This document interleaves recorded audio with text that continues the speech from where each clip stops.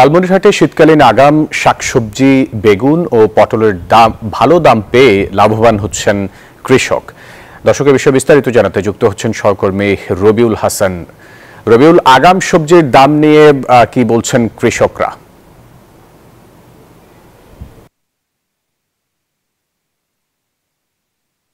ধন্যবাদ ফয়সাল। আমি যেখানে রয়েছি এটি লালমনিরহাটের পাটগ্রাম উপজেলার ধবলসুতি এলাকায়। আপনার জন্য এই কৃষক কিন্তু বেগুনের পাশাপাশি পটল চাষাবাদ করে কিন্তু লাভবান হয়েছেন এবং আগাম শাকসবজি কিন্তু তত বেশি লাভবান। আমরা এই ক্ষেতে রয়েছি, এই ক্ষেতে কিন্তু প্রচুর পরিমাণে বেগুন ধরেছেন এবং আগাম জাতের বেগুনে কিন্তু অনেক লাভবান হয়েছেন কৃষক। এবং এখানে আমরা কৃষক রয়েছে, আপনার সাথে কথা বলতে চাই, কেমন দাম পাচ্ছেন এবং লাভবান হচ্ছেন কিনা। ইনশাল্লাহ ভালো দাম পাচ্ছি এবং লাভবান হচ্ছি। পটলে বেচছি 50,000, বেগুনিও 50,000, আরো ইনশাল্লাহ আরো বেচবো। ইনশাল্লাহ আমরা লাভবান হচ্ছি।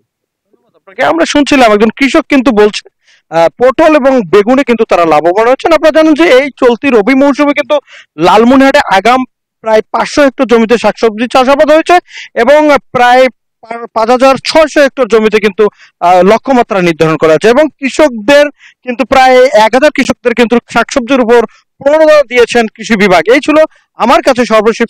ফিরে যাচ্ছি স্টুডিওতে। রবিউল, আপনাকে ধন্যবাদ যুক্ত হওয়ার জন্য।